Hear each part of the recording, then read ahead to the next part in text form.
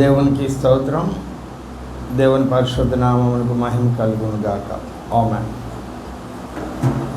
జీవము కలిగిన దేవుడు, మన రక్షకుడునైన యేసుక్రీస్తు వారి దివ్య నామమున అందరికీ వందనాలండి. ఒక లేఖన భాగం చదువుకుందాం. ఆదికాండము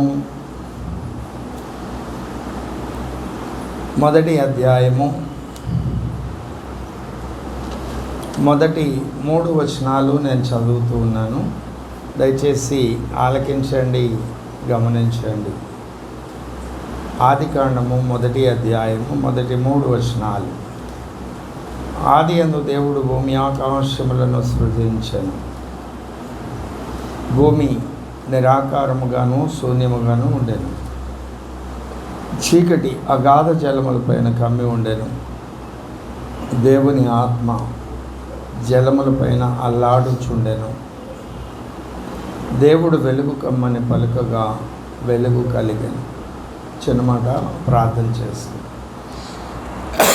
మమ్మల్ని మిక్కిలిగా ప్రేమించిన మా ప్రియ పరలోకపు తండ్రి, మరి ఒకసారి మీ పాదాలు చెంతకొచ్చి ఉన్నాం. ఈ ప్రశస్తమైన సమయంలో ఇప్పటి వరకు మీరు పాటల ద్వారా మహిమను పొంది ఉన్నారు. మీ వాక్యం ధ్యానం చేయడానికి పూనుకుంటూ ఉండగా మీ కనికరము నా మీద కుమ్మరించండి. అప్పుడు నా శరీరమును, నా ప్రాణమును, నా ఆత్మను సంపూర్ణంగా మీ వశం చేయగలుగుతాను. యేసు రక్తమును ఆశ్రయించి సంపూర్ణంగా లోబరుచుకోగలుగుతాను. అటు కృపను నాకు వరముగా దయచేసినందుకు స్తుతులు, స్తోత్రములయ్యా. యజమానుడు వాడుకుంటూ అర్హమైన పాత్రగా నన్ను సిద్ధపరచి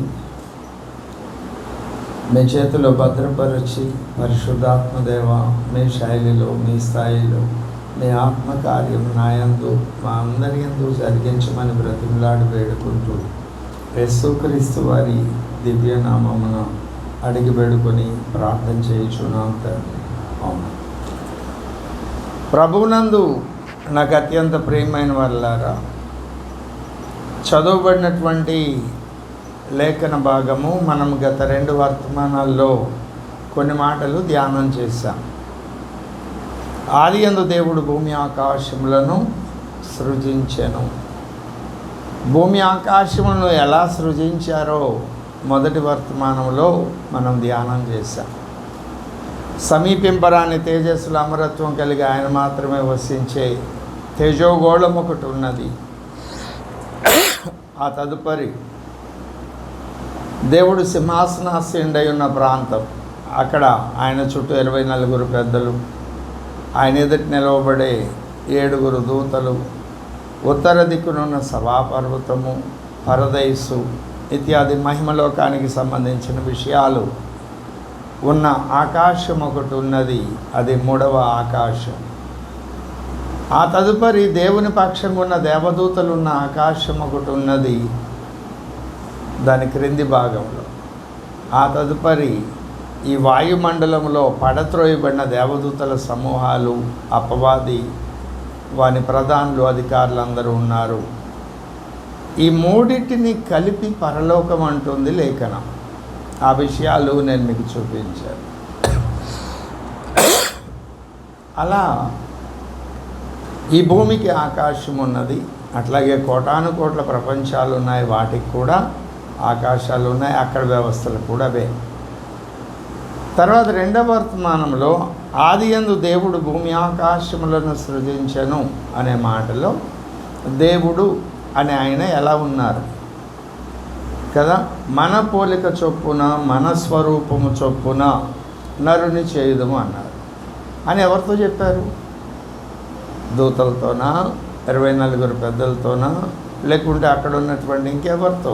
ఇట్లా మనం ఆలోచన చేసినప్పుడు కాదు, దేవుడు త్రియేకుడుగా ఉన్నాడు అని ఫైనల్ వర్డ్స్ తండ్రి, కుమార, పరిశుద్ధాత్ముడుగా ఉన్నారు అనే కంక్లూజన్ను మనం తీసుకొచ్చాం అనేక లేఖన ఆధారాలను చూపించి. ఎందుకంటే అనేక డినామినేషన్ల వాళ్ళు దేవుడు ఒక్కడే, తండ్రి ఆయనే ఒక్కడే. ఆ తర్వాత ఆయన తండ్రి, ఆయన తర్వాత కుమారుడు వచ్చాడు, తర్వాత పరిశుద్ధాత్ముడు వచ్చాడు. ఇట్లాగ వేరు వేరు భిన్న సిద్ధాంతాలు వాళ్ళు ఉన్నారు. అది ఎలాగూ సరి అయింది కాదో, ఏకకాలంలో ముగ్గురు ఉన్నారు, ఏకత్వాన్ని కలిగి ఉన్నారు అనే నిరూపణను మనం చూసాం. మూడవ విషయం ఈరోజు మనం ధ్యానం చేయబోయే అంశము, ముగ్గురుగా ఉన్నటువంటి దేవుడు ఒక్కడే, మూడు వ్యక్తిత్వాలు కలిగినటువంటి వ్యక్తిగా ఉన్న దేవుడు ఆ మూడు అనేటువంటి ముద్రను సృష్టిమంతట్లో కూడా ముద్రించారు. ఎలాగో కొన్ని ఆలోచనలు నేను మీతో పంచుకోవడానికి ప్రయత్నం చేస్తాను. ఉదాహరణకు పదార్థంలో అణువులు, పరమాణువులు ఎలక్ట్రాన్, ప్రోటాన్, న్యూట్రాన్ అనేటువంటి మూడు ధాతువులు ఉంటాయి. వాటిని ఎవరు చూడలేరు కూడా. ఎందుకంటే ఒక ఎలక్ట్రాన్ ఒక సెకండ్లో 3 లక్షల కిలోమీటర్ల వేగంతో తన చుట్టూ తాను తిరుగుతుంది. ఇంచుమించు 1,85,000 మైళ్ళ వేగంతో తన చుట్టూ తాను తిరుగుతుంది. అంత వేగంగా తిరిగేదాన్ని మానవ మాంసనేత్రం ఏ మైక్రోస్కోప్ ఉపయోగించినా చూడలేదు. కానీ ఉన్నాయి. ఎలా ఉన్నాయి? అవి ఉండడం ద్వారా కలిగేటువంటి పరిస్థితులను బట్టి అవి ఉన్నాయని. దేవుడిని మనం చూడలేము. సాతాను మనం చూడలేము. కానీ దేవుడు ఉన్నాడు అనడానికి, దేవుడు చేసే కార్యాలను గుర్తుపట్టడం ద్వారా దేవుడు ఉన్నాడు అని ఆయనను చూడకయే మనం విశ్వసిస్తున్నాం అంటాడు పేతురు గారు 1వ అధ్యాయం 1వ పత్రిక 10వ వచనంలో.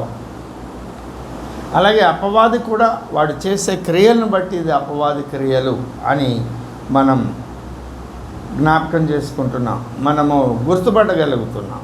ఇలా ఇప్పుడు ఈ ముగ్గురుగా ఉన్నవారు ఈ విశ్వమంతటిని ఎవరు చేశారు? సృజించిన సృష్టికర్త ఎవరు? తండ్రా, కుమారుడా, పరిశుద్ధాత్ముడా? అంటే ముగ్గురు అని చెప్తుంది లేఖనం. ఇప్పుడు ఆదికాండం 1వ అధ్యాయం 1వ వచనంలో దేవుడు భూమి ఆకాశములను సృజించెను అని రాయబడు. ఈయన గురించి దేవుడైన యెహోవా అని 3వ అధ్యాయం 22వ వచనం వరకు చూస్తే, 3వ అధ్యాయం చివరి వరకు చూస్తే అనేక సార్లు ఈ పదం ఎలోహిమ్గా మనకు ప్రత్యక్షమవుతుంది. ఇంచుమించు ఆ నంబర్ నాకు గుర్తులేదు, కానీ 30 కంటే ఎక్కువ సార్లు ఆ పదం ఉపయోగించబడింది. నంబర్ నాకు గుర్తులేదు. అలాగే యోహాను సువార్త 1వ అధ్యాయం 1వ వచనాన్ని చూస్తే, ఆదియందు వాక్యము ఉండెను, వాక్యము దేవుని యొద్ద ఉండెను, వాక్యము దేవుడై ఉండెను అని చెప్తూ సమస్తము ఆయన వల్ల కలిగి ఉన్నదేది ఆయన లేకుండా కలిగింది. ఎవరు ఆ వాక్యము అంటే 14వ వచనం చెప్తుంది, ఆ వాక్యము శరీరధారి కృపాసత్య సంపూర్ణుడిగా. అక్కడ కుమారుని యొక్క పాత్ర మనకు కనపడుతుంది. యోబు గ్రంథం 33వ అధ్యాయం 4వ వచనంలో దేవుని ఆత్మ నన్ను సృజించెను అని భక్తుడు పలుకుతాడు ప్రవచనం. ఆత్మ నన్ను సృజించాడు. ఆత్మ నిత్యుడు అని హెబ్రీ 9:14లో చెప్తాడు. దేవుడు నిత్యుడు, కుమారుడు నిత్యుడు కదా. యోహాను సువార్త 1:18లో తండ్రి వృక్షస్థలాన ఆనుకున్న ఆయన, తండ్రి ఎప్పటి నుండి ఉన్నాడు, అప్పటి నుండి కుమారుడు ఉన్నాడు. ఇలా ముగ్గురు కూడా సృష్టిలో భాగం, ముగ్గురు కూడా సృష్టిలో కలిసే సృష్టియాన్ని చేశారు. అయితే ఒక్కొక్క పనిలో ఒక్కొక్కరు ముందున్నారు, మిగిలిన వారు వెనుకున్నారు. ఈ సృష్టిని అంతటినీ చేయడంలో కుమారుడైన యేసు ముందున్నారు. ఆ మాట మనకి ఎలాగ తెలుస్తుంది? సామెతల గ్రంథం 8వ అధ్యాయం 22 నుండి 30వ వచనం వరకు మనం చూస్తే, ఆ లేఖనాల్లో పూర్వకాలము సృష్టి ఆరంభమున నేను కలుగ చేయబడి, ఎలా కలుగ చేయబడ్డారు ఆయన? 2వ కీర్తన 7వ వచనం చెప్తుంది, నేడు నేను నిన్ను కని ఉన్నాను కదా. కనడం అనే మాటకి అర్థం ఏం చెప్పుకున్నాం? ఉనికిలోనికి రావడం కదా. అంటే తండ్రి ఎప్పటి నుండి ఉన్నాడు, కుమారుడు అప్పటి నుండి ఉన్నాడు. కుమారుడు ఎప్పటి నుండి ఉన్నాడో తండ్రి కూడా అప్పటి నుండి ఉన్నాడు.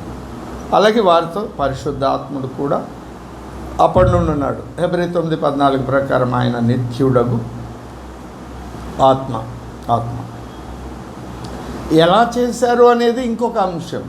నేను 3గా ముద్రించబడ్డారు అనే టాపికే చెప్తున్నాను. 3ని ఎలాగ ముద్రించారు అనేటువంటి విషయాన్ని నేను మీకు పరిచయం చేస్తున్నాను. అవునా? రైట్. అలా ఆయన చేసినటువంటి ప్రతి కార్యాన్ని మనం పరిశీలిస్తే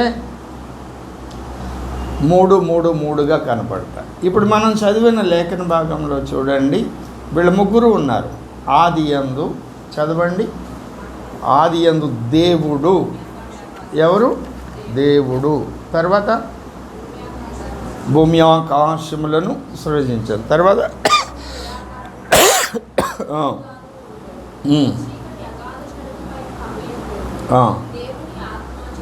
ఎవరు?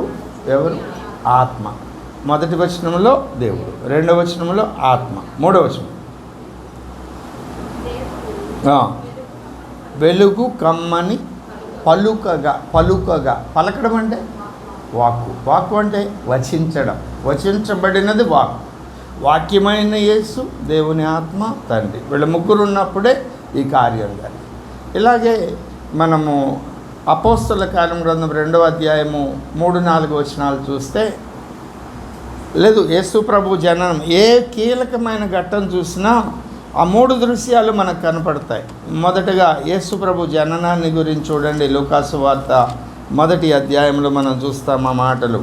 36వ వచనం, 2వ మొదటి అధ్యాయము 35వ వచనం. ఎవరు? సర్వోన్నతుడెవరు? మహోన్నతుడెవరు? మహోన్నతుడు యేసు ప్రభు. సర్వోన్నతుడు అంటే తండ్రి అయిన దేవుడు. ఇక ఆయనకంటే హయ్యర్ అండ్ ఎవరు ఉండరు. సర్వోన్నతుని శక్తి నేను కమ్ము గనుక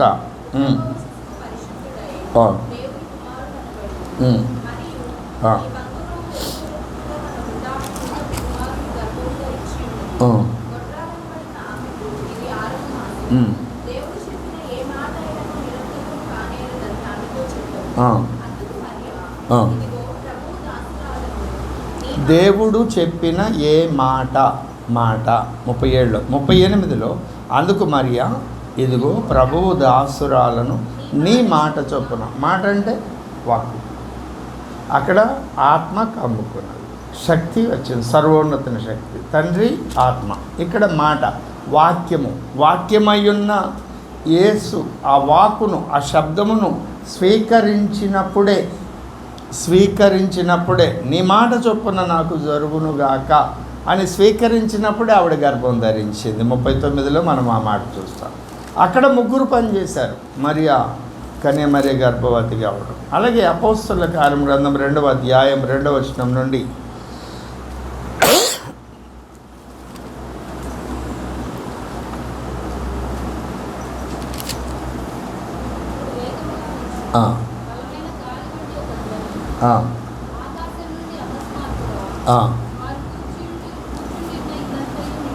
నిండెను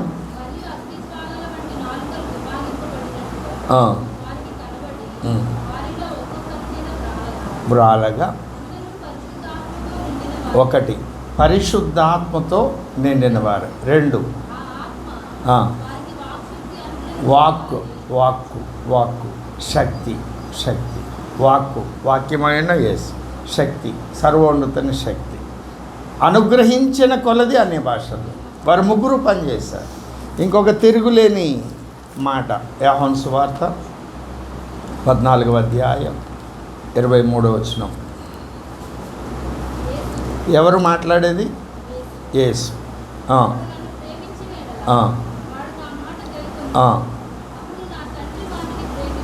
ఇక్కడ యేసు కనపడ్డారు, తర్వాత తండ్రి కనపడ్డారు. మేము ఎవరెవరు? మేము అంటే 16వ వచనంలో ఆదరణకర్త సత్యస్వరూపి అయిన ఆత్మను గురించి చెబుతూ ఇప్పుడు ఏమంటున్నారు? తండ్రిని ప్రేమిస్తే ఆజ్ఞలు గైకుంటారు. ఎవడైతే ఆజ్ఞలు గైకుంటాడో వాని యొద్దకు మేము వచ్చి, మేము ఎవరెవరు? ఏది చెప్తున్నారు? తండ్రి వస్తారని చెప్పారు, పరిశుద్ధాత్మ. అంటే ఒక విశ్వాసి జీవితం, విశ్వాసి యొక్క భక్తి సాధనలో ముగ్గురు కూడా పనిచేస్తారు. ఈ సృష్టి కార్యంలో ముగ్గురు పనిచేశారు కదా. భూమి మీదకి శరీరధారిగా యేసు వచ్చినప్పుడు ముగ్గురు పనిచేశారు. అలాగే ఒక పాపి అయిన వ్యక్తిని పరిశుద్ధిని చేయడానికి, పరిపూర్ణని చేయడానికి కూడా ముగ్గురు పనిచేస్తున్నారు. ఇట్లా ఏ కీలకమైన ఘట్టమైనా చూడండి, ప్రతి కీలకమైన ఘట్టంలో ముగ్గురు కనపడతారు. మూడు అనే ముద్ర ముద్రించబడింది. ఇప్పుడు పాత నిబంధన గ్రంథంలో, ఇది క్రొత్త నిబంధనలో చూపించాడు. పాత నిబంధన గ్రంథంలో దేవుడు ఎక్కడ ప్రత్యక్షమవుతాడు, దేవుడు ఎక్కడ మాట్లాడతాడు అని చెప్పారు. నిర్గమ 25:9, లేవి 16:2 ప్రత్యక్ష గుడారం దేవుడు నివసించే నివాసం. అది ఎన్ని విధాలుగా నిర్మించబడింది, ఎన్ని భాగాలుగా నిర్మించబడింది?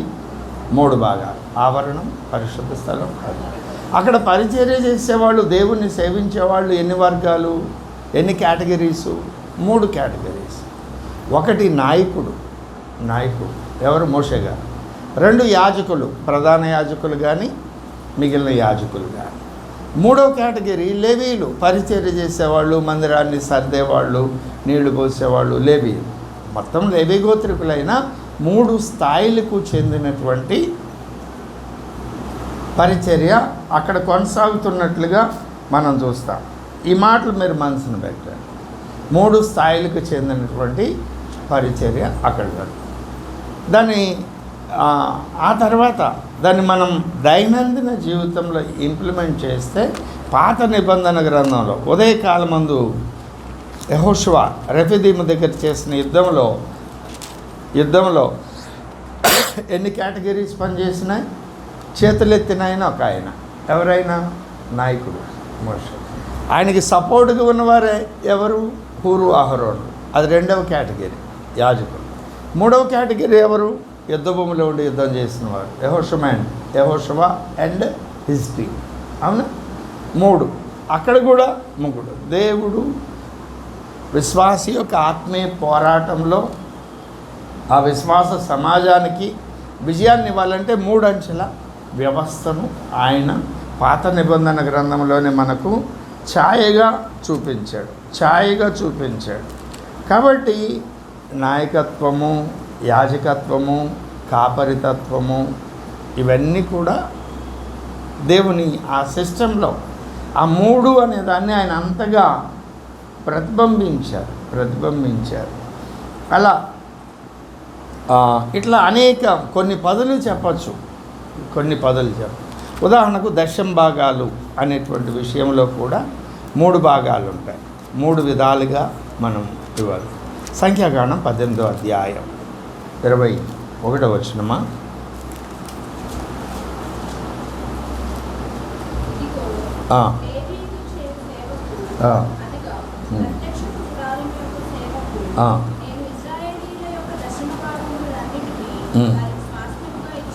ఎవరికి? లేవీలకు దశంభాగాలన్నీ కూడా ఇచ్చారు. దశంభాగాలు అన్నీ కూడా ఇచ్చారు. ఇప్పుడు దేవునికి ఇచ్చేటువంటివి స్థూలంగా 3 భాగాలు. 1 దశమ భాగాలు, ప్రథమ ఫలాలు. ఇవి 2 ఒక కేటగిరీ. కంపల్సరీ దేవునికి ఇవ్వవలసినవి. దేవుని నియమం, కట్టడం. నీకు వచ్చే దానిలో దశంభాగము, నీ పంటలో తొలిపన, పండ్లు, ఏవైనా మొదటి దాన్ని పాత నిబంధనలో. 2వది స్వేచ్ఛార్పణ. 3వది ప్రతిష్ఠితార్పణ లేదా మొక్కుబళ్ళు. ఈ 3 కేటగిరీస్లో దేవునికి అర్పించారు. ఎట్లా? దేవునికి అర్పించారు. 1 దశమ భాగంలో ప్రథమ ఫలములు, తర్వాత ప్రథమ ఫలము, దశమ భాగం. ఇవి 2 కంపల్సరీ దేవుడు ఇవ్వమని ఆజ్ఞాపించి. అది ఇవ్వాలి ఖచ్చితంగా. ఆ తర్వాత స్వేచ్ఛార్పణ, ఏదైనా ఒక మందిరం కట్టారు, మీటింగ్ పెట్టారు, లేదా ఎవరికైనా హెల్ప్ చేయాలని పాస్టర్ గారు అనౌన్స్ చేశారు, దానికి అప్పుడు మీరు ఇవ్వగలిగితే ఇస్తారు, ఇవ్వలేకపోతే అదేమి తప్పు కాదు. స్వేచ్ఛార్పణ. దశంభాగము ప్రథమ ఫలం మాత్రం దేవునికి ఖచ్చితంగా ఇవ్వాలి. మూడవది ప్రతిష్ఠితార్పణ, లేదు కృతజ్ఞతార్పణ, మొక్కుబళ్ళు, ఇవన్నీ ఒక కేటగిరీ కిందకి వస్తాయి. ప్రభా నువ్వు ఈ పని నాకు చేస్తే నేను ఇది ఇస్తాను అని చెప్పుకునే వాళ్ళు కొందరు ఉంటారు. అలాంటి వారి విషయంలో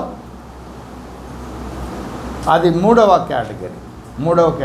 అవి నువ్వు నిబంధన చేసుకుంటే, ప్రసంగి 5లో అంటాడు కదా, దేవునితో మాట్లాడినప్పుడు నువ్వు జాగ్రత్తగా ఉండాలి, నీ మొక్కుబళ్ళు చెల్లించాలి, నువ్వు చెల్లించకపోతే దాని మీద చాలా పెద్దలు వేస్తున్నావు.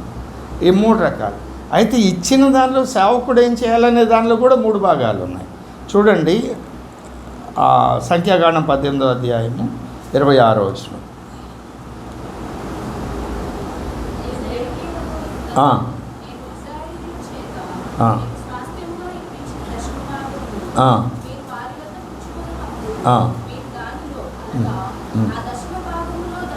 దశమ భాగమును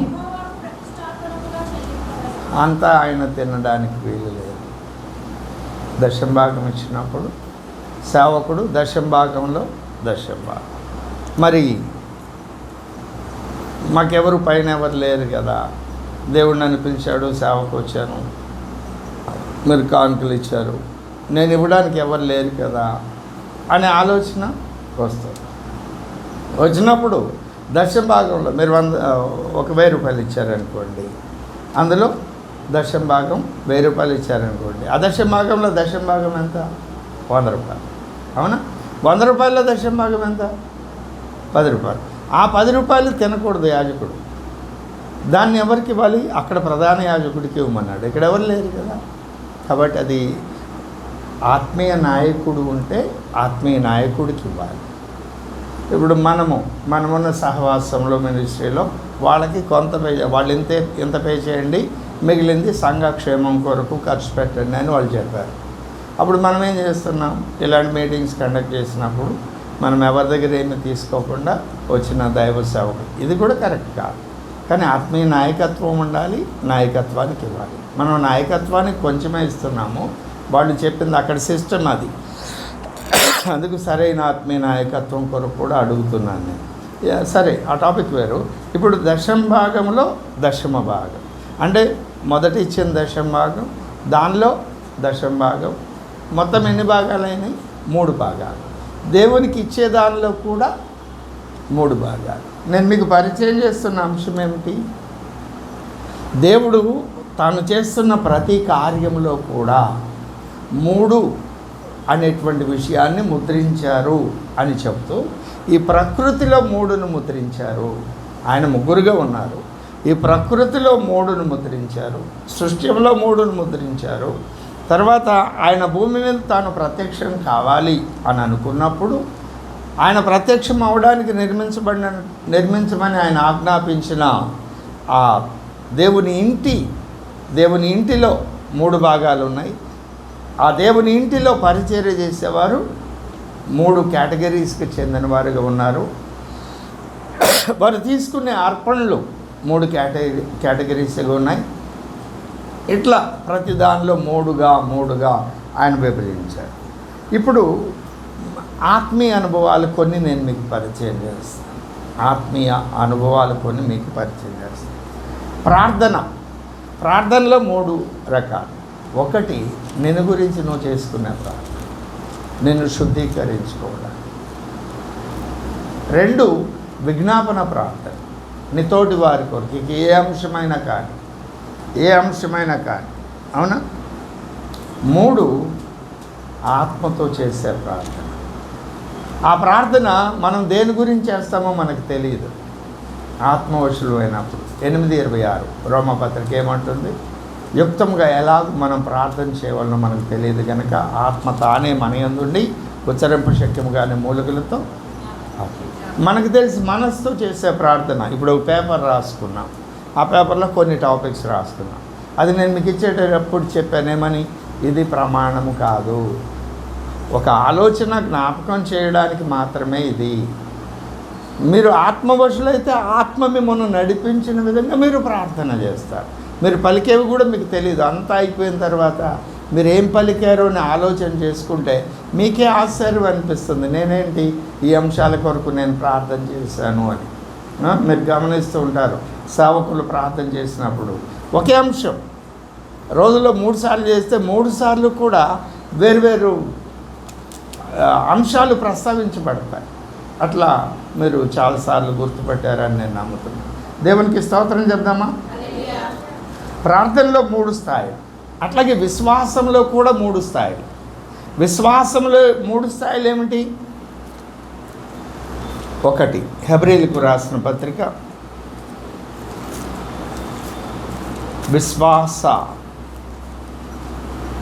విశ్వాస వీరుల పట్టిక కదా 11వ అధ్యాయం. విశ్వాసంలో 3 స్థాయిలు ఇక్కడ చెప్పబడ్డాయి. 1 11వ అధ్యాయం 8వ వచనం.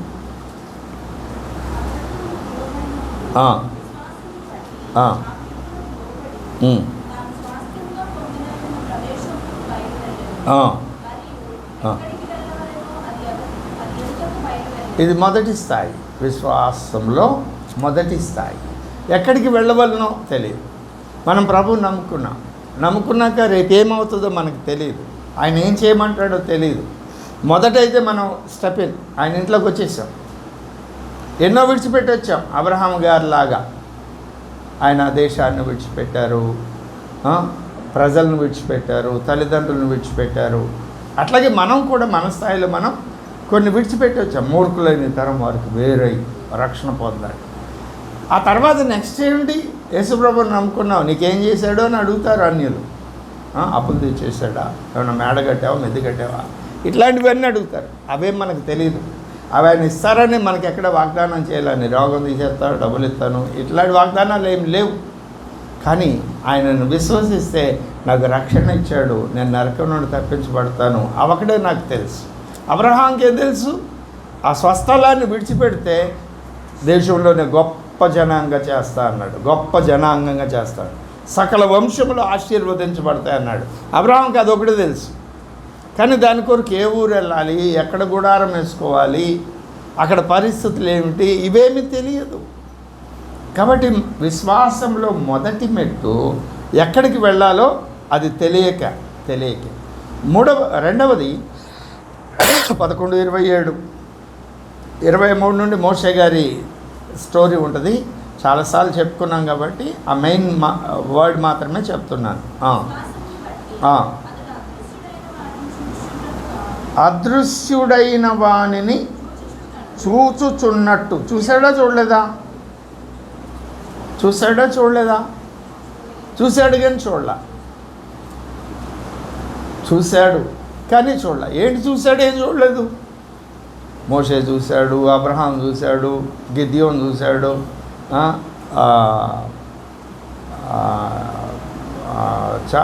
యెహోషువ చూశాడు, సంసోన్ వాళ్ళ మమ్మీ డాడీ వాళ్ళు చూశారు.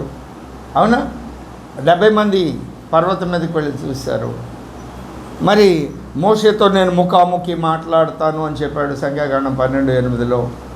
మీ అందరిలాంటి వాడు ఇన్ని వాళ్ళు ఏం చూశారు? అక్కడేమో ముఖాముఖి మాట్లాడాడు, చూశాడని చెప్పాడు. ఇక్కడేమో చూ ఉన్నట్లు అని అంటాడు. అంటే ఏమిటి? అక్కడ చూసింది ఏమిటి? ఒక మాధ్యమం ద్వారా చూస్తారు. చెప్పాను కదా వర్తమానం, గుర్తేనా? వాళ్ళందరూ ఎలాగ చూశారు యేసుప్రభుని? ఎవడును ఎన్నడూ చూడలేదు, చూడనేరు. 1:18 యోహాను సువార్త, తిమోతికి రాసిన మొదటి పత్రిక 6:16, యోహాను సువార్త 5:37 కానీ 8 కానీ.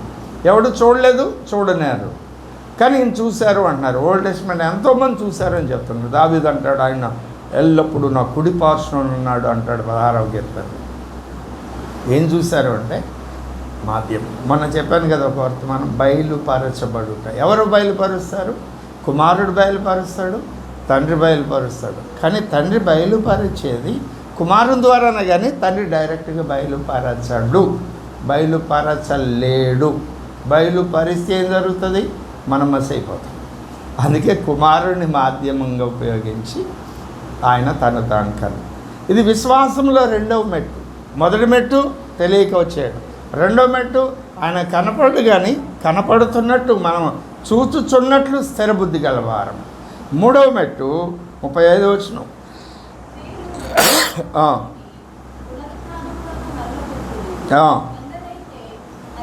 మరి శ్రేష్టమైన పునరుత్థానము పొందగోరి విడుదల పొందనల్లకి యాతన పెట్టబడి. వీళ్ళకి తెలుసు, అబ్బాయి మీరు మిమ్మల్ని విడిపించడానికి ఆర్డర్ వచ్చింది, వెళ్ళిపోండి అంటే మేము వెళ్ళాం, ఇక్కడే ఉంటాం. ఎందుకు? ప్రభు కొరకు ఇంకా యాతన పడితే మరింత శ్రేష్టమైన అంటే పునరుత్థానంలో కూడా శ్రేష్టమైన పునరుత్థానం అనేది ఒకటి ఉన్నది. ఎందుకు? జ్యేష్ఠుల సంఘంలో చేర్చబడ్డానికి. ఇది పరాకాష్ఠ స్థాయి, విశ్వాసంలో పరాకాష్ఠ స్థాయి. సమస్తాన్ని నష్టంగా పెంటగా వదిలిపెట్టుకోవడమే కాదు, తమ ప్రాణాలను సైతం పణంగా ఇచ్చేయడం. ఇది విశ్వాసంలో 3 మెట్లు. మొదటి మెట్టు ఏమిటి?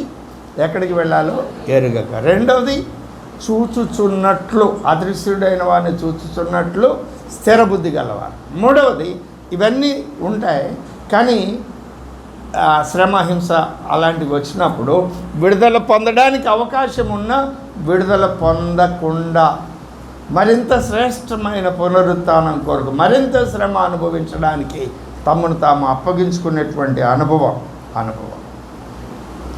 రైట్. ఇది విశ్వాసం యొక్క స్థాయి. ఇక్కడ 3 ముద్ర కనపడుతుందా? ఈరోజు మనం ధ్యానం చేస్తున్న అంశం ఏమిటి? దేవుడు తన సృష్టిలో కానీ పరిచర్య, సృష్టిని నిర్వహించే విధానంలో కానీ, దేవుని సంఘాన్ని వధువుగా సిద్ధపరిచే విషయంలో కానీ అన్ని 3ను ముద్రించారు అని చెప్తున్నా. ఆ క్రమంలో ప్రార్థనలో 3 రకాలు చెప్పాను. విశ్వాసము లేదా విశ్వాసంలో 3 రకాల స్థాయిలు చెప్పారు. ఇప్పుడు సేవకులు ఎవరికి బోధించాలి? మొట్టమొదట తన కుటుంబానికి తాను బోధించాలి.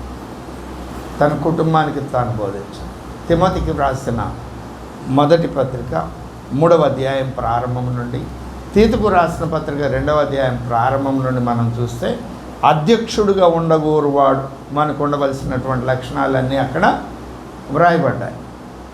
మొదట కుటుంబాన్ని అక్కడ అంటాడు మొహమాటం లేకుండా. చూడండి 2వ అధ్యాయం 4వ వచనం చూడండి, చాలా విషయాలు ఉన్నాయి. 2-3 నుండి, అధ్యక్షుడగు వాడు నిందారహితుడును, ఏకపత్ని పురుషుడును, మితానుభవుడును, స్వస్థ బుద్ధి గలవాడును, మర్యాదస్తుడును, అతిథి ప్రియుడును, బోధింప తగిన వాడును అయి ఉండి, మద్యపానియు, కొట్టువాడును గాక, సాత్వికుడును, జగడమాడని వాడును, ధనాపేక్ష లేని వాడునై సంపూర్ణ మాన్యత కలిగి, మాన్యత అంటే మర్యాద కలిగి, తన పిల్లలను స్వాధీనపరచుకొంచు, తన ఇంటి వారిని బాగుగా, ఇంటి వాళ్ళకి బోధించుకోవాలి మొట్టమొదటిగా. 2, సంఘానికి బోధించాలి. సంఘానికి బోధించడం అంటే ఏమిటి? మళ్ళీ దీనిలో 3 మెట్లు. సంఘానికి ఎలా బోధించాలి? బోధించే మెట్లేండి 3. 1 వాక్య పరిచర్య, 2 వాళ్ళని ప్రోత్సహించాలి. వాక్యం జ్ఞానాన్ని అందించిన తర్వాత ఆ జ్ఞానాన్ని వారు ఎలా దాన్ని స్వతంత్రించుకోవాలో ఆ అనుభవంలోనికి వాళ్ళని నడిపించాలి. 3వదిగా ఆ ప్రయత్నాల్లో వాళ్ళు బలహీనులైతే, వ్యాధిగ్రస్తులైతే, గాయపడితే వారి కొరకు ప్రార్థన చేయాలి. స్వస్థత, విడుదల కొరకు కదా. దేవుని సేవ మనం అనుకున్నంత సులువు కాదు. అది చాలా సవాళ్ళతో కూడింది, ప్రమాదకరమైంది. ఎంత ఆశీర్వాదకరమైందో అంత ప్రమాదకరమైంది దేవుని సేవ. బోధించవలసిన విధంగా బోధించకపోతే చాలా ప్రమాదం. అందుకే పౌలు భక్తుడు అనేకసార్లు చెప్తాడు, బోధించవలసిన విధంగా బోధించాలి, బోధించవలసిన సమయంలోనే బోధించాలి. మళ్ళీ అదే పౌలు చెప్తాడు, సమయమందు అసమయమందు బోధించాలి. ఈ రెండింటినీ సమన్వయపరుచుకుంటూ బోధించాలి. 1 వాక్య పరిచర్య, 2 ఆ వాక్య పరిచర్య ద్వారా ఏ జ్ఞానాన్ని సంఘానికి సేవకుడు బోధించాడో ఆ జ్ఞానము వారి జీవితంలో ఆ సత్యమును గురించిన అనుభవ సాక్ష్యం వారు పొందుకునేటట్లు వాళ్ళను ప్రోత్సహించాలి. అందుకే ఈ ప్రత్యేకమైన కూడికలు. ఆదివారం వాక్యం చెప్పుకొని వెళ్ళిపోయి మళ్ళీ ఆదివారం అయితే ఈ వర్క్షాప్ ఏమి ఉండదు. ఈ వర్క్షాప్ ఎందుకు పెట్టుకుంటున్నాం? 7 వారాల ప్రార్థన అని ప్రత్యేకమైన ప్రార్థన. ఎందుకంటే మనం ఏమి విన్నామో దాన్ని ప్రాక్టికల్గా మనం అనుభవించడానికి చేసేటువంటి ప్రయత్నాలు. ఇప్పుడేమన్నా నేను వల్ల నీ పొరుగు వాడిని ప్రేమిస్తే ఏం చేస్తావు? నేను రక్షణ పొందా, నా కుటుంబ సభ్యులు రక్షణ పొందాలంటే ఎవరో వచ్చి నా కుటుంబాన్ని ఎలాగ రక్షిస్తారు? దేవుడు నా కుటుంబాన్ని రక్షించడానికి నన్నే వాడుకుంటాడు. నన్ను వాడుకోవాలంటే నేనేం పొందుకోవాలి? పరిశుద్ధాత్మాభిషేకం పొందుకోవాలి. దానికి ఎలాగూ ప్రాక్టీస్ చేయాలి? ఆ సాధనే ఇప్పుడు జరుగుతుంది. అవునా? మూడవది దేవుని పరిచర్య. సేవకుడు చేసే పరిచర్యలో 3 భాగాలు: కుటుంబానికి, సంఘానికి, తర్వాత దేవుని పరిచర్య. దేవుడు చేసేటువంటి కార్యాలను మనం గుర్తుపట్టాలి. దేవుడు చేసేటువంటి కార్యాలు. కొరింథీయులకు రాసిన మొదటి పత్రిక 2:3.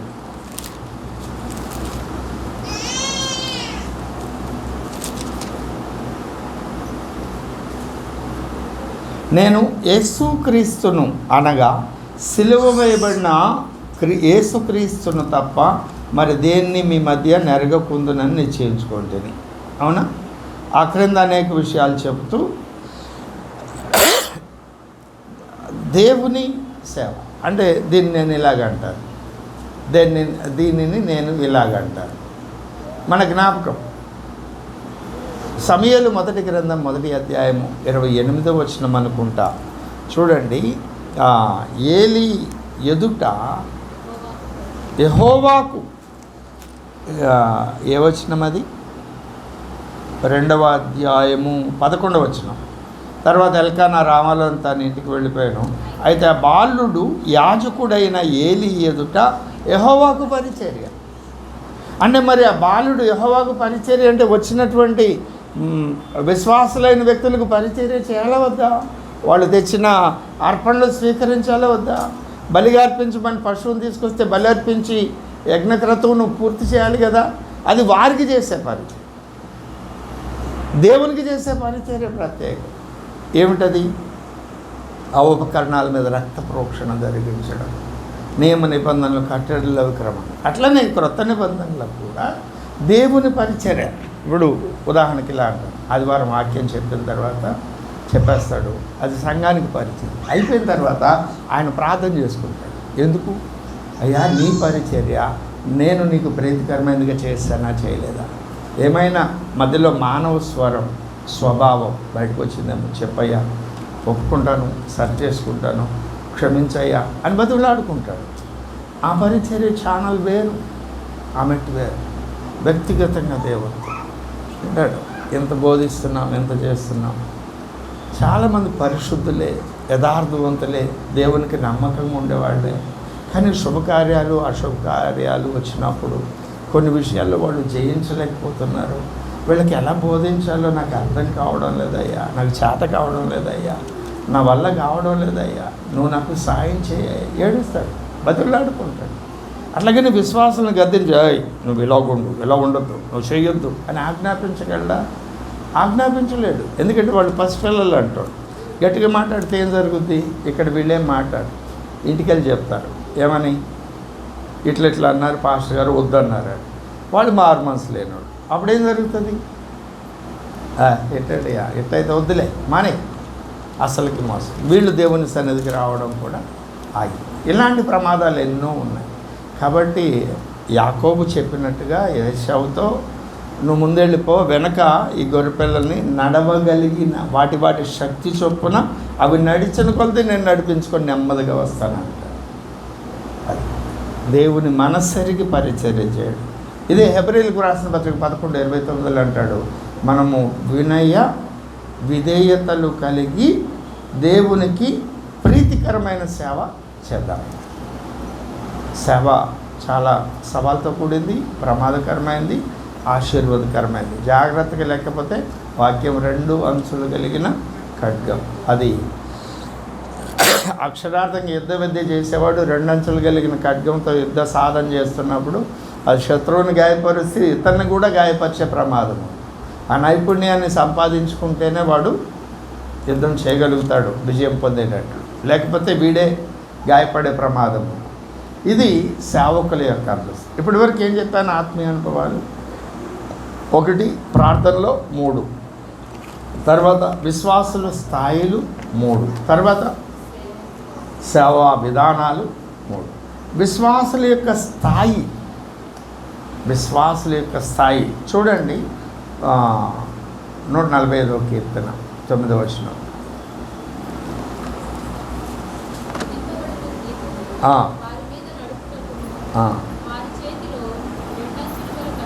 మీరు 149:9 చదువుతున్నారు, నేను 145:9 చదువుతాను.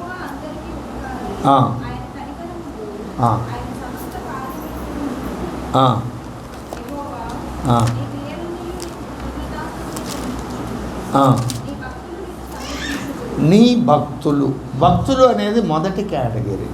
32వ కీర్తన 6వ వచనంలో కూడా ఆ పదం ఉంటుంది.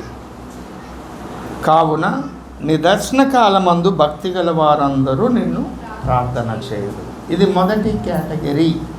2వ కేటగిరీ పరిశుద్ధులు. భక్తులందరూ పరిశుద్ధులు కాదు. భక్తి అంటే ఏమిటి? ఉన్నతమైన వ్యక్తిత్వము, ఉన్నతమైనటువంటి అన్ని విషయాల్లో ఉత్తమమైన దాన్ని గుర్తుపట్టి దాన్ని అంగీకరించి అనుకరించడానికి చేసే ప్రయత్నం. పరిశుద్ధుడు అది కాదు. ఆయన ఆజ్ఞలకు లోబడి ఆయనతో నిబంధన చేసుకోవడం. ఈ మాట కొరింథీయులకు రాసిన మొదటి పత్రిక 1వ అధ్యాయం 2వ వచనం.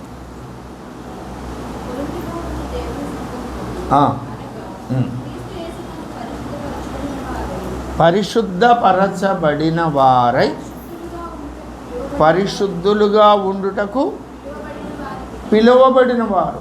పరిశుద్ధపరచబడిన వారు పరిశుద్ధులుగా ఉండుటకు. ఏంటి ఆ రెండుకి తేడా?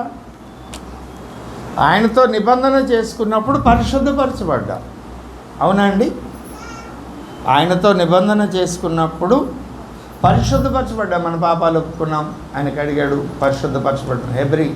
అపోస్తల కార్యముల గ్రంథం 11:2:38 ప్రకారం పాపాలు క్షమించబడ్డాయి. 22:16 ప్రకారం పాపాలు కడగబడ్డాయి. అప్పుడు పరిశుద్ధపరచబడ్డాం. కానీ మనం మట్టి శరీరంలో ఉన్నాం, లోకంలో ఉన్నాం. బయట నుండి దుమ్ము పడుతుంది, లోపల నుండి చెమట వస్తుంది. ఈ కారణం చేత మనకి మురికి అవుతుంది. కాబట్టి ఇది నిరంతరం జరిగే ప్రక్రియ. పరిశుద్ధపరచబడడం అనేటువంటి ప్రక్రియ నిరంతరం జరిగే ప్రక్రియ. ఇది 2వ మెట్టు. 3వ మెట్టు ఇలా చేస్తూ ఉంటే ఎఫెసీ 4:11 ప్రకారం సంపూర్ణులు. ఆ సంపూర్ణత దేనికి సమానం? క్రీస్తుకు కలిగిన సంపూర్ణతకు సమానమైన సంపూర్ణత. ఇవి 3 మెట్లు. 1 భక్తి అంటే దేవుని సన్నిధికి వస్తాం, వింటాం, ఆయన చెప్పినట్టు చేయడానికి ప్రయత్నం చేస్తాం. ఇది ప్రారంభ దశ. 2 పరిశుద్ధపరచబడడం నిరంతర ప్రక్రియ మనం శరీరంలో ఉన్నంతకాలం. 3 సంపూర్ణత. ఒక దశకు సంపూర్ణత వస్తుంది, సంపూర్ణ స్థితి పొందుతాం. ఆ తర్వాత దేవుని కొరకు గొప్ప శూర కార్యాలు చేయడం, ఇవన్నీ అది ఇంకొక అనుభవం, ఇది ఇంకొక అనుభవం. ఇలా ప్రతి విషయంలో నువ్వు ఇట్లాగూ ఆ సంపూర్ణతలోనికి నడిపించబడ్డావు. అప్పుడు ఏం చేస్తావు? నువ్వు పొందిన మేలు సువార్త ప్రకటిస్తావు. ఎక్కడెక్కడ ప్రకటిస్తావు? అపోస్తల కార్యముల గ్రంథం 1వ అధ్యాయం 8వ వచనం.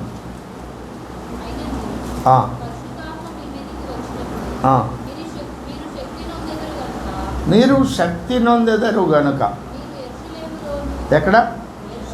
యెరూషలేము అంటే దేవుని పట్టణం, దేవుని ఇల్లు అంటే మీ ఇంట్లో. 2 యోదయ సమరయ అంటే దేవుని ప్రజలు. సమరయ అంటే మిక్స్డ్ కల్చర్, వాళ్ళందరూ దేవుని ప్రజలకు చెందిన వాళ్ళు. యోదయ సమరయ అంటే నీ రక్త సంబంధికులు, నీ ఇరుగు పొరుగువారు. తర్వాత భూదిగంతముల వరకు అంటే అన్యులు. 3 స్థాయిల్లో స్వార్థ ప్రకటిస్తారు. ఎట్లాగూ క్రీస్తుని గురించి సాక్ష్యం చెప్పడం ద్వారా. క్రీస్తుని గురించి సాక్ష్యం చెప్పడం అంటే అర్థం ఏమిటి? సాక్ష్యం ఎవరు చెప్తారు? సాక్షి చెప్తారు. సాక్షి ఎక్కడ సాక్ష్యం చెప్తాడు? సాక్షి ఎక్కడ సాక్ష్యం చెప్తాడు? జడ్జి ముందు. ఎదురుగా ఎవరు ఉంటారు? ముద్దాయి. ముద్దాయి ఎదురుగా మనం నిలబడి సాక్ష్యం చెప్తాం. ముద్దాయి ఎవరు? యేసు ప్రభువారు. యేసు ప్రభువారు అవతల బోన్లో ఉన్నారండి. జడ్జి అక్కడ కూర్చున్నారు. లోకం ఆయన మీద నేరం మోపుతాడు. ఈయన పరిశుద్ధుడు కాదు, ఈయన మన దేశం వాడు కాదు, ఈయనకి తల్లి ఉన్నారు కానీ తండ్రి లేరు, ఇలాంటివి వందల నేరాలు ఆయన మీద మోపబడుతున్నాయి. అప్పుడు ఆయనను విశ్వసించి ఆయన పంపిన పరిశుద్ధాత్మ చేత అభిషేకించబడిన మనము ఆయనను గురించి సాక్ష్యం చెప్తాం. ఏమని? ఆయన పరిశుద్ధుడు. నీకు ఎట్లా తెలుసయ్యా? నేను ఒకప్పుడు పాపిని, అపవిత్రుడిని. ఆయన ఆత్మ నాలోనికి వచ్చి నన్ను పరిశుద్ధపరిచింది. నేను ఆయన నామమును ప్రార్థన చేశా, నన్ను పరిశుద్ధపరిచింది. నా స్వభావం చెడ్డది. అంతకుముందు చెడ్డ పనులు చాలా చేశాను. ఇప్పుడు నేను చేయాలన్నా చేయలేకపోతున్నా, అసహించుకుంటున్నా. ఆయన నన్ను మార్చాడయ్యా. ఆయనను గురించి నేను సాక్ష్యం చెప్తాను లోకంలో. అదే సువార్త. ఆ మాట అర్థమైందా? ముద్దాయి ఎవరు? యేసు ప్రభువారు. ఆయన మీద నేరం మోపుతున్న వారెవరు? లోకం, సాతాను సమాజం. మరి దాని గురించి సాక్ష్యం చెప్పాల్సింది ఎవరు? ఆయన నుండి మేలు పొందిన వారు, ఆయన రక్తం చేత కడగబడి పరిశుద్ధపరచబడిన వారు. అందుకే కదా ఆయన చెప్పారు, ఏమన్నారు? ఎవరైతే నా నామమును ఈ ప్రజల ఎదుట ఒప్పుకుంటారో వారిని నా తండ్రి ఎదుట దేవదూతల సమక్షంలో నేను వాళ్ళని ఒప్పుకుంటా. ఇక్కడ నువ్వు ఒప్పుకోలేదనుకో, క్రైస్తవుడు అని చెప్పుకోవడానికి సిగ్గుపడ్డావనుకో, అక్కడ కూడా నిన్ను గురించి ఆయన ఒప్పుకోడు. నీ భక్తి అంతా వ్యర్థమైపోతుంది. నా సంగతి ఏందో నాకు తెలుసు, నా దేవుడికి తెలుసు. ఇది వాళ్ళ సొంత బైబిల్, దేవుడిచ్చిన బైబిల్ కాదు. దేవుడిచ్చిన బైబిల్ ఏం చెప్తుందంటే, నా నామాన్ని అందరి ఎదుట ఒప్పుకోవాలి, నా గురించి నువ్వు సాక్షిగా ఉండాలి. ఇక్కడ నువ్వు ఒప్పుకుంటే నిన్ను నేను అక్కడ ఒప్పుకుంటాను. ప్రభువు చెప్తున్నటువంటి మాట అది. కాబట్టి ఎన్ని స్థలాల్లో సాక్షిగా ఉన్నాం? ఒకటి యెరూషలేం అంటే మన ఇంటిలో, యోదయ సమరయ అంటే మన రక్త సంబంధికులు, ఇరుగు పొరుగు వారు, భూదిగంతములు అంటే లోకం. మనం సాక్షులుగా ఉండాలి. ఇది కూడా 3 దశలేనా? అవునా? ఇలా మనం ఏ విషయాన్ని చూసినా ఆ విషయంలో త్రిత్వము కనపడుతుంది, త్రిత్వము కనపడుతుంది కదా. ఇలా ఎన్నో సందర్భాలు లేఖనాల్లో మనకి 3 ముద్ర కనపడుతుంది. భౌతికపరమైన ప్రపంచంలో కనపడుతుంది, ఆత్మ సంబంధమైన ప్రపంచంలో కనపడుతుంది.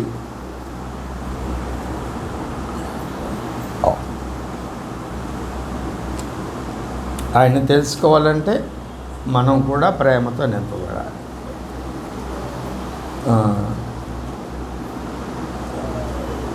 ప్రేమతో నింపబడాలి.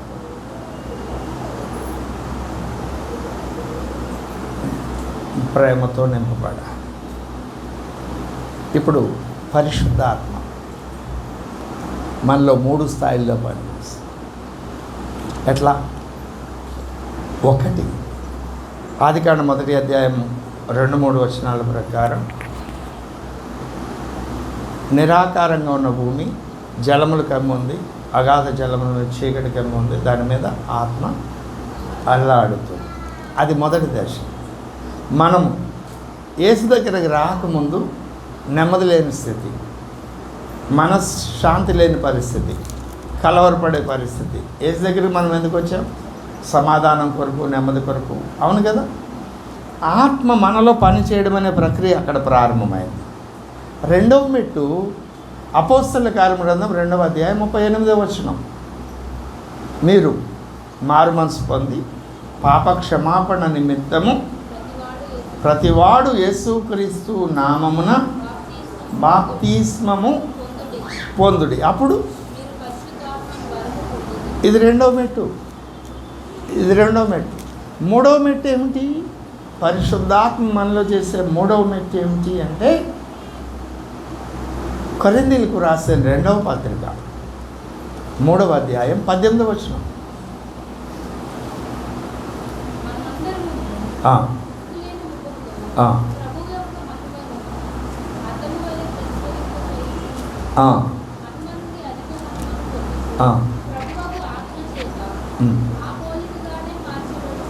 మార్చబడుచున్నాము. అవునా? దీనికి ముందు ఇంకొక వచనం చూడండి. పరిశుద్ధాత్మ పనిచేసే 3వ దశ, రోమపత్రిక 5:5.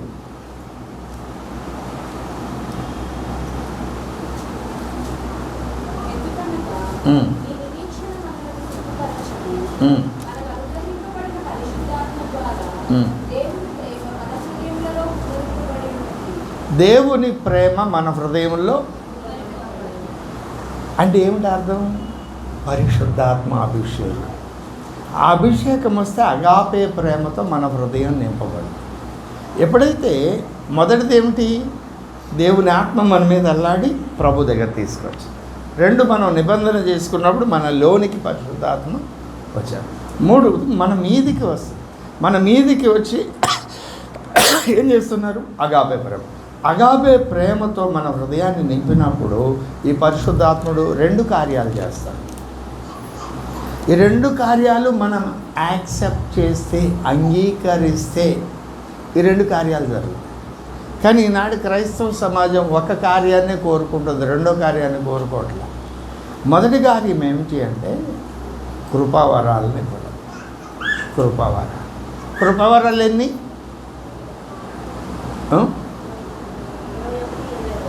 21, 22. అవునా? తర్వాత ఆత్మఫలం. ఆత్మఫలాన్ని ఎవరు ఫలించాలి? పరిశుద్ధాత్మ. ఇవి 2 ఒక కేటగిరీ. ప్రతి విశ్వాసి కూడా ఇవి 2 కోరుకుంటున్నారు. ఎవరికైనా బాగలేదు, నూనె రాసి ప్రార్థన చేస్తున్నారు. మీరు ప్రార్థన చేస్తే స్వస్థత వస్తుందా రావడం లేదా? రావడం లేదా? దయ్యాలు పోతున్నాయా లేవా? అవునా? సమస్యల నుండి విడుదల కలుగుతుందా లేదా? ఇవన్నీ వరాలకు సంబంధించిన విషయాలు. అట్లాగే ఇది మీరు ఎలాగూ చేయగలుగుతున్నారు? మీలో ఆత్మ ఫలించడం ద్వారా, ప్రేమను కలుగు చేయడం ద్వారా. ఎవరైనా కోపడితే అంతకుముందు గయ్యిన గొడవకి వెళ్ళేవారు, ఇప్పుడు వెళ్ళడంలా సహనం, దీర్ఘశాంతం. ఎలాగ ఉండగలుగుతున్నారు? అది ఆత్మ మీలో ఫలించడం ద్వారా. అవునా? విశ్వాసం అభివృద్ధి పొందడం ఎలా జరుగుతుంది? ఆత్మ ఫలించడం ద్వారా. అది కృపావరంలో విశ్వాసం ఉంది, ఆత్మఫలంలో కూడా. ఇది ఒక కేటగిరీ. 2వ కేటగిరీ కొరింథీయులకు రాసిన 2వ పత్రిక 3:18. ఆత్మ ద్వారా మనము ఆ పోలికగా మార్చబడుతున్నాం. ఇది 2వ దశ. ఆ పోలికగా మార్చబడితే మన శైలి ఎలా ఉంటుంది? మన వైఖరి ఎలా ఉంటుంది? మన ప్రార్థన విధానం ఎలా ఉంటుంది? పరిచర్య విధానం ఎలా ఉంటుంది? దానియేలు, నీ దేవుడు నిన్ను రక్షించగలిగాడా, సజీవుడైన నీ దేవుడు అని అన్నాడు దర్యావేషు. అప్పుడు దానియేలు గారు ఏమన్నారు? 6:22లో దానియేలు గ్రంథం, నేను నా దేవుని ఎదుట నిర్దోషిగా కనబడితిని గనుక. ఈ దమ్ము ధైర్యం ఎంతమందికి ఉంది ఈనాడు క్రైస్తవ సమాజంలో? సేవకులకే. ముందు సేవకులుగా మేమే చెప్పుకోండి. అయ్యా, నీ సన్నిధిని నేను యథార్థవంతుడినై నేను ఎట్లు నడుచుకుంటున్నావు నువ్వు ఎరుగున్నావు, రండి నన్ను పరిశీలించండి, పరిశోధించండి అంటాడు దావీదు భక్తుడు 139వ కీర్తనలో. ఈ ప్రార్థన ఎంతమంది చేయగలుగుతున్నాము? నా యందు నాకు ఏ దోషము కనిపించడం లేదు, అయినా నాకు తీర్పు తెచ్చువాడు నీవే. ఎదుటి వారి చేత విమర్శించబడ్డం బహు చిన్న సంగతే, వాళ్ళు విమర్శించుకొని, కానీ నా యందు నాకు ఏ దోషం కానరాలేదంటాడు పౌలు భక్తుడు కొరింథీయులకు రాసిన మొదటి పత్రిక 4వ అధ్యాయం 3-4 వచనాలు. ఈ ప్రార్థన ఎంతమంది చేయగలుగుతున్నారు? ఎందుకు చేయలేకపోతున్నారు? ఇది ఆత్మ చేసే కార్యం కాదా?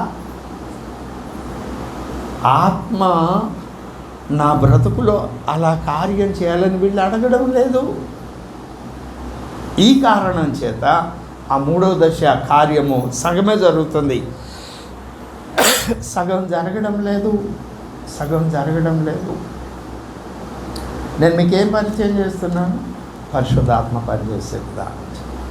ఇట్లా అనేక విషయాలు. సరే, ఇవన్నీ బాగుంది. దేవుడు పనిచేసే విధానం, వర్కింగ్ స్టైల్ ఎలా ఉంది? ఆయన ఎన్ని రోజుల్లో సృష్టి చేశాడు? విశ్రాంతి ఎన్ని రోజులు తీసుకున్నాడు? ఎన్ని రోజులు తీసుకున్నాడంటే 7వ రోజు అంటారు. ఎన్ని రోజులు తీసుకున్నాడు? వారానికి ఎన్ని రోజులు? 7 రోజులు. 6 రోజులు పనిచేశాడు. ఇంక మిగిలిన ఎన్ని రోజులు? ఒక్కరోజు విశ్రాంతి తీసుకున్నాడు. విశ్రాంతి తీసుకొని పని చేశాడా? పని చేసి విశ్రాంతి తీసుకున్నాడా? చాలా కష్టంగా ఉందండి. 3 రోజులు పనిచేసి మధ్యలో ఒకరోజు విశ్రాంతి తీసుకొని తర్వాత ఇంకో 3 రోజులు చేద్దామని అట్లా మిడిల్ లీవ్ ఏమన్నా పెట్టుకున్నాడు ఆయన పని విధానం ఏమిటి? అప్పగింపబడిన పని ఏదైతే ఉందో అది స్టార్ట్ చేసి కంప్లీట్ అయిందాక దాన్ని ఆపల. అయిపోయిన తర్వాత విశ్రాంతి తీసుకున్నాడు. తాలిమి లేక పని చేయవాడు వాడు పదాలు నాకు గుర్తులేదు కానీ నాశనానికి పోతాడని సామెతలు కూడా ఉందని చెప్పి. అంటే నువ్వు విశ్రాంతి తీసుకోకుండా పని చేయవద్దు అనే దేవుని చట్టం. విశ్రాంతి తీసుకోవాలి. అయితే ఎప్పుడు తీసుకోవాలి?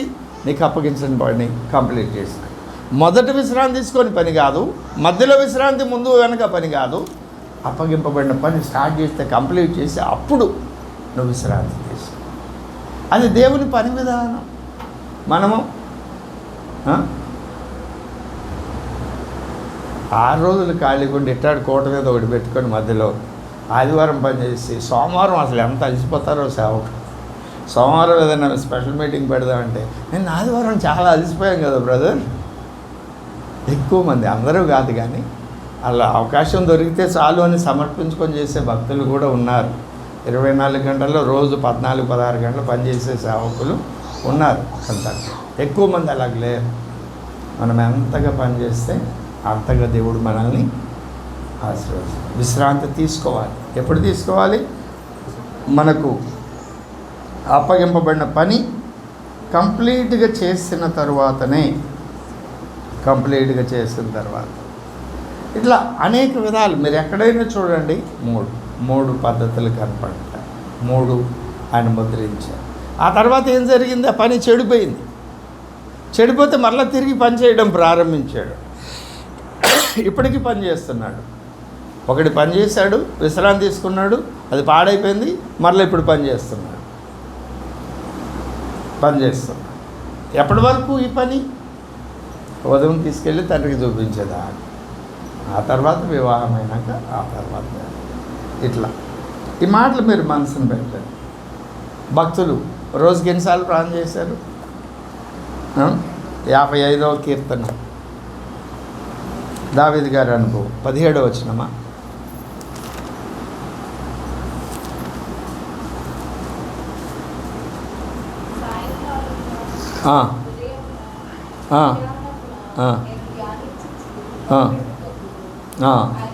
కదా, సాయంకాలము, ఉదయము, మధ్యాహ్నం. దానియేలు గారు 6వ అధ్యాయంలో దినమునకు 3 మారు ప్రార్థన చేశారు. దావీదు గారు ఎన్నిసార్లు స్తుతించారు? 119వ కీర్తన 164వ వచనం 7 సార్లు. 7 సంపూర్ణతలు. అది స్తుతించడం. 7 సార్లు అంటే ఇక ఎప్పుడు స్తుతిస్తూనే ఉంటారని నేను నమ్ముతున్నాను. ఎందుకంటే ఆయనే రాశారు 50వ కీర్తనలో, స్తుతి ఆగము చేయవాడు దేవుని మహిమపరచువాడు. అవునా? రైట్. దినమునకు 3 మారు ప్రార్థన. ఇలాగూ అనేక విషయాలు మనకు కనపడతాయి. ఇంకోటి, రెండో పని మనం చేయాల్సింది, మనకు అప్పగింపబడిన పని ఏమిటో చెప్తున్నాను. ప్రార్థన. రోజుకి ఎన్నిసార్లు చేయాలి?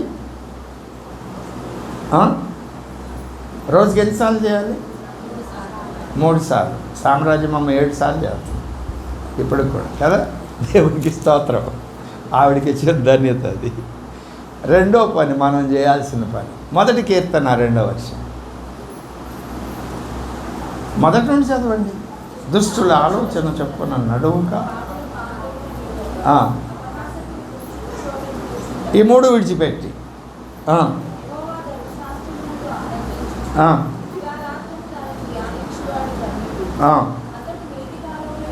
దివారాత్రం దివారాత్రం ఎహెజ్కేలు గ్రంథంలో అంటాడు, ఆ పుస్తకాన్ని భుజించేయమంటాడు 3వ అధ్యాయంలో అనుకుంటా. అంటే దేవుని వాక్యాన్ని ఎప్పుడూ కూడా నెమరు వేస్తూ ఉండాలి. దివారాత్రములు చదవమంటే పొదుగులు బైబిల్ ముందు వేసుకొని చదవడం అని కాదు, ధ్యానించువాడు. నువ్వు నీ క్వైట్ టైం ఎంత ఉందో అరగంట గంట ఏదో ఉంటుంది కదా, నువ్వు నీ పనులు నువ్వు చేసుకుంటూ ఆ కొంచెం టైంలో నువ్వు చదివింది ఆ రోజంతా ధ్యానం చేయాలి.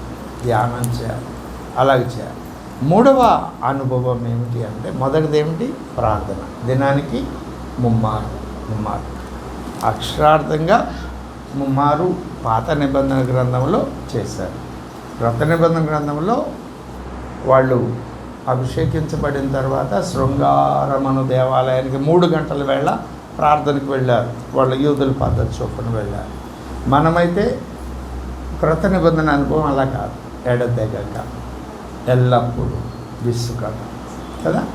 అట్లాగని 3 పర్యాయాలు చేయాలి అంటే ఇక మనం చేయలేము అన్ని సందర్భాలు, కానీ ఎడతెగక చేయగలుగుతాం. ఏ పని చేస్తున్నా మన మనసులో ఒక భాగం ప్రార్థన చేస్తూ ఉంటాం, విసుకొక ప్రార్థన చేస్తూ. 3వ విషయం చూడండి, కొరింథీయులకు వ్రాసిన రోమీయులకు వ్రాసిన పత్రిక రండి, 8వ అధ్యాయం 36వ వచనం. మనకు అప్పగింపబడిన పని గురించి నేను చెప్తున్నాను.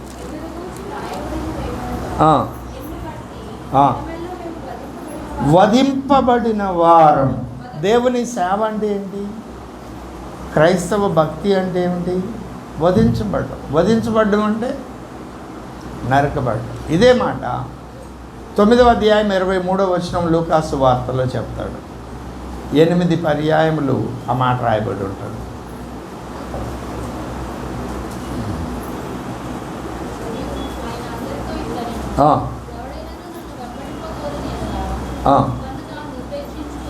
ఉపేక్షించుకొని ప్రతిదినము తన సిలువను ఎత్తుకొని ఆగిపోవద్దు, వెంబడించాలి.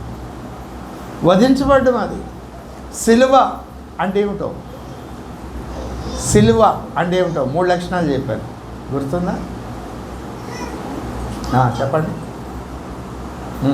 బైఫర్గెట్ చేయబడ్డాం, ప్రత్యేకించబడ్డాం. తర్వాత ఆ శ్రమను అనుభవించడానికి నియమించబడ్డాం. 3వ లక్షణము సావడానికే సిలువెత్తుకున్నాం. బతకడానికి కాదు క్రైస్తవుడు సావడానికి కదా. క్రైస్తవుడు అంటే చావడానికి యేసుప్రభు దగ్గరికి వచ్చినాడే క్రైస్తవుడు, బతకడానికి కాదు. మేడ కావాలి, మిద్దె కావాలి, ఎకరం కావాలి అని వచ్చినోడు క్రైస్తవుడు కాదు. అది నీకు కావాలంటే దేవుడు ఇస్తాడు, లేకపోతే లేదు. పౌలు గారి సాక్ష్యం ఏమిటి? అపోస్తలుల కార్యముల గ్రంథం 20వ అధ్యాయంలో పౌలు గారి సాక్ష్యం ఏంటి? 24వ వచనం.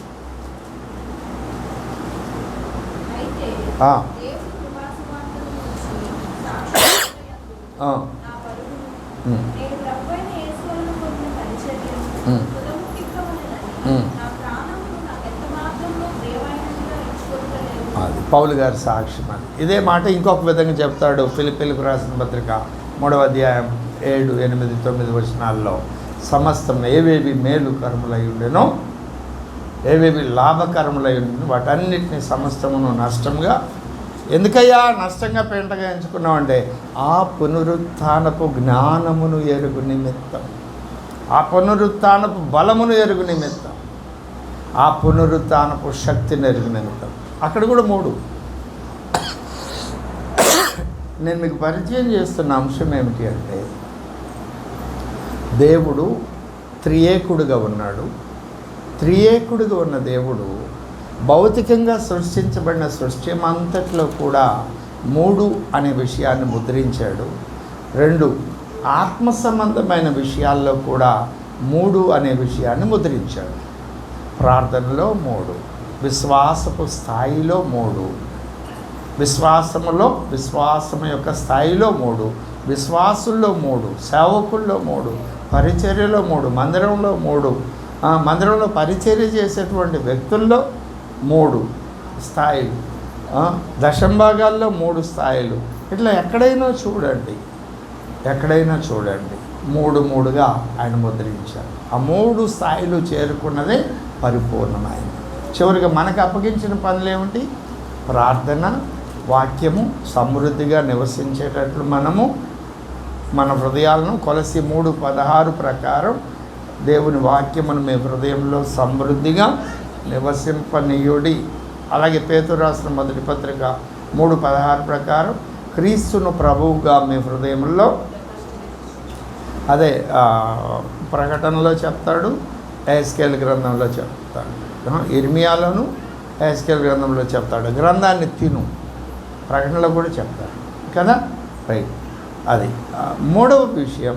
ఈ 2 అనుభవాలు ప్రార్థన, వాక్యము ఉన్నప్పుడు మనము మన కొరకైన సిలువను మనల్ని మనం ఉపేక్షించుకొని సిలువను మోస్తూ ఆయన వెంబడిస్తాం. అక్కడ కూడా ఉపేక్ష, సిలువను మోయడం, వెంబడించడం. దాన్నే పౌలు భక్తుడు ఏమన్నాడు? మేము అనుదినము వధింపబడిన వారు. వధించబడితే, నరకబడితే ఏముంటుందండి? ఏముండదు. మీరు రాజులు, మేము దుమ్ము ధూళి అంటాడు కొరింథీ పత్రికలో కదా. మేము లోకమునకు పెంటగా ఉన్నామంటాడు. వధించబడ్డం అనే మాటలకు అవి అర్థాలు. కానీ ఈరోజు సేవకులు ఎలా ఉన్నారు? సేవకుడు అంటే గ్రేట్, పైన ఉండాలి, ఆయనకి స్పెషల్ మీల్స్ కావాలి, అన్నీ స్పెషల్ అవకాశం ఉంది, పెట్టారు. లేదు, తృణీకరించబడిన వారి దగ్గర ఎవరైతే సేవకులను తృణీకరిస్తున్నారో వాళ్ళు లక్ష్య పెట్టలేదని వదిలేదు. వాళ్ళ దగ్గర పెంటగానే శుభార్చారు. వీరు శరీర రీతిగా ప్రవర్తిస్తున్నారని మీరు అనుకుంటున్నారు, కానీ మేము కాదు. మేము భ్రష్టులమని మీరు అనుకుంటున్నారు, మేము భ్రష్టులం కాదు. మీ విశ్వాసమే సరిగా ఉందో లేదో మీరు చూసుకోండి. అలాంటి హెచ్చరికలు, గద్దింపులు కూడా అవసరం ఆత్మీయంగా ఎదిగిన వాళ్ళు. ఎవరు వాళ్ళు? 2వ పత్రికలో రాస్తాడు, కొరింథీయులకు రాసిన 2వ పత్రికలో, వాళ్ళు దైవ చిత్తానుసారమైన దుఃఖాన్ని అనుభవించిన వారు. వారికి ఆ మెట్టు. ప్రారంభ దశలో మొదటి పత్రికలో ఉన్న వాళ్ళకి మేము పెంటగా ఉన్నాం. జ్ఞాపకమైన వచనాలు అది వారి స్థాయిని బట్టి సేవకుడు తగ్గించుకోవాలి. అవసరమైనప్పుడు బెత్తం తరమ్మంటావా అనాలి. ఇవి రెండు కావాలి. కాబట్టి నేను మీకు పరిచయం చేస్తున్న అంశము, దేవుడు తన కార్యాలన్నిటిలో, అవి భౌతికపరమైనవైనా ఆత్మ సంబంధమైనవైనా 3గా ముద్రించారు. మన శరీరము, ప్రాణము, ఆత్మ. వీటిని శుద్ధీకరించేది ఎవరు? శుద్ధీకరించేది కూడా ముగ్గురే. యోహాను రాసిన మొదటి పత్రిక 5వ అధ్యాయం 7-8 వచనాలు. సాక్ష్యం ఇచ్చేది ఎవరు? ముగ్గురే. జ్ఞాపకమైన వచనాలు యోహాను రాసిన మొదటి పత్రిక 5వ అధ్యాయం 6వ వచనం, నీళ్ల ద్వారాను రక్తము ద్వారాను వచ్చినవాడు ఈయన, అనగా యేసు క్రీస్తే. ఈయన నీళ్లతో మాత్రమే కాక నీళ్లతోనూ రక్తంతోనూ వచ్చెను. ఆత్మ సత్యము కనుక సాక్ష్యమిచ్చువాడు ఆత్మయే. సాక్ష్యమిచ్చువారు ముగ్గురు, అనగా ఆత్మయు, నీళ్లను, రక్తమును కదా. మనల్ని శుద్ధీకరించేది సమాధానకర్త అయిన దేవుడు. ఆయన మనల్ని శుద్ధీకరించే భాగాలు కూడా 3. తెస్సలోనికీయులకు రాసిన మొదటి పత్రిక 5వ అధ్యాయము 23వ వచనం, సమాధానకర్తయగు దేవుడే మిమ్మల్ని సంపూర్ణంగా పరిశుద్ధపరచునుగాక, మీ ఆత్మయు జీవమును శరీరమును మన ప్రభువైన యేసుక్రీస్తు రాకడయందు నిందారహితముగాను సంపూర్ణముగాను ఉండునట్లు కాపాడబడునుగా. చివరికి రాకడలో ఎత్తబడే సన్నివేశంలో ఎన్ని భాగాలు? అక్కడ 3 భాగాలు. ఎవరు 3 భాగాలు? 1 మృతులైన వారు ముందు లెగుస్తారు. 2 సజీవులమైన మనం రెప్పపాటులో మహిమ శరీరాలు ధరించుకొని ఎత్తబడతాం. ఈ 2 సెక్షన్స్ అయితే సంపూర్ణమైనట్టు కాదు. తర్వాత ఎవరు రక్షించబడాలి? ఇజ్రాయేలీలు. ఈ 3 రక్షించబడితేనే వధువు తయారవుతుంది. అవును కదా. ఇట్లా ఏ విషయంలో దేవుడు చేస్తున్న ఏ కార్యాన్ని మనం చూసినా 3గా ముద్రించబడి ఉంది ఆయన కార్యాలన్నీ. వాటిని గుర్తుపడితే ఏం జరుగుతుంది? మనం ఏ దశలో ఉన్నామో మనకు అర్థమవుతుంది. అర్థమైనప్పుడు మనం ఏం చేయాలో మనకు తెలుస్తుంది. దాని కొరకు మనం ప్రార్థన చేస్తాం. ఇప్పుడు మనకేం చెప్పాడు? ప్రార్థన ముమ్మారన్నాడు. అది పాత నిబంధన ఛాయ. క్రొత్త నిబంధన ఎడతెగక, ఎల్లప్పుడూ, విసుగక, 3 మాటలు చెప్పాడు. కాబట్టి ఎడతెగక అంటే కంటిన్యూగా ఒక భాగం, మన మనసులో ఒక భాగం విసుగకంటే విసిగిపోయే పరిస్థితులు వస్తాయి, సమాధానం వచ్చినా రాకపోయినా. ఎల్లప్పుడూ మనకి సంతోషంగా ఉన్నప్పుడు, లేనప్పుడు అది చేయాలి. అదే పాటలో కృతజ్ఞతాస్తుతులు కూడా ఎల్లప్పుడూ ప్రతి మనుషుని గురించి, ప్రతి సందర్భాన్ని గురించి కృతజ్ఞతాస్తుతులు. ఇలా ఇవి చేయాలి. ఇవి మనం గుర్తుపెట్టాలి. 1 ప్రార్థన, 2 దేవుని వాక్యం. వాక్యంలో కూడా 3 అంతస్తులు ఉన్నాయి. చెప్పానా? వాక్యంలో కూడా 3 అంతస్తులు ఉన్నాయి. మన ఎమ్మెల్యే గారు, ఎంపీ గారు, ప్రైమ్ మినిస్టర్ వచ్చి క్రిస్మస్కి ఏమంటారు? యేసు మంచి దేవుడు, ఆయన బోధలు మంచివి, నిన్ను వలె నీ పొరుగువాన్ని ప్రేమించమన్నాడు, లోకమును ప్రేమించాడు ఆయన, యేసు బోధల్లో మనం నడవాలి. అది కరెక్టే తప్ప? కరెక్టే. పై పొరల్లో వాళ్ళకి కనపడే వాడు మారుమనసు పొందడు, బాప్తిసం తీసుకోడు. కానీ కొంచెం లోపలికి వస్తే నీ ధర్మశాస్త్రంలోని ఆశ్చర్యకరమైన సంగతులను నాకు చూపించు. దావీదు భక్తుని యొక్క అనుభవం. ఆయన పరిశుద్ధాత్ముడు సహాయం చేస్తేనే లేఖనాల్లోని లోపల విషయాలు తెలుస్తాయి. ఇవి 2 కాక ఇంకొకటి ఉన్నది. ఏ పాస్టర్ గారు చెప్పినా ఊడికి అర్థం కాదు. ఆశ కలిగిన మోకరించి ప్రార్థన చేస్తే దేవుడే బయలుపరిచే విషయాలు. చెప్పాను కదా, లేఖనాల్లో 3 అంతస్తులు ఉన్నాయి. పరిశుద్ధాత్మ కార్యాల్లో 3 అంతస్తులు ఉన్నాయి. ఇట్లా ప్రతి చోట 3 ముద్ర మనకు కనపడుతుంది. కాబట్టి ఈ వైఖరి కలిగి మనం దైవభక్తి చేద్దాం. మొదటి వర్తమానం ఏం చెప్పుకున్నాం? భౌతికపరమైన సృష్టి ఎలా ఉందో చెప్పుకున్నాం. 2వ వర్తమానం ఏం చెప్పుకున్నాం? దేవుడు ఎన్ని విధాలుగా ఉన్నారు, ఎలా ఉన్నారు అని చెప్పుకున్నాం. 3వ వర్తమానం ఏం చెప్పుకున్నాం? దేవుడు తన కార్యములన్నిటిలో 3 విధాలుగా తన కార్యాలు ఉన్నాయని ఆయన ముద్రించారు. అది ఒక విశ్వాసి రక్షించబడడం మొదలుకొని రాకడలో ఎత్తబడే వరకు ప్రతి ఘట్టంలోనూ ఈ 3 దశలు కనపడతాయి. ఇది స్కెలిటన్. నేను సబ్జెక్ట్ చెప్తున్నాను, ఆత్మ సంబంధమైన విషయాల్లోకి ఇంకా రాలేదు. ఇంకొక వర్తమానం సబ్జెక్ట్ చెప్పుకొని వీటిని మనం ఆత్మ సంబంధమైన విషయాలుగా ఎలా అన్వయించుకోవాలి అనే టాపిక్లోకి వస్తాం. నా మాట అర్థమైందండి? ఈ బేసిక్స్, ఫండమెంటల్స్, నేను ఈ చెప్తున్నవన్నీ కూడా ఫండమెంటల్సే. వీటిని గుర్తుపెట్టుకోండి, ప్రార్థన చేయండి. చివరిగా మనకు అప్పగింపబడిన పని ఏమిటి? ప్రార్థన, వాక్య ధ్యానము, తర్వాత మన కొరకైన సెలవును మనము మోయడం. దీనిలో కూడా 3 కనపడుతుంది. కాబట్టి అలాగే మనం అప్పగించుకుందాం, ప్రార్థన చేసుకుందాం. రండి. దేవుడు ఈ మాటలు మన వెనుకల్లో దీవించి ఆశీర్వదించునుగాక. ఆమేన్. పాస్టర్ గారు ప్రార్థన చేస్తారు, మనం ముగించుకుందాం.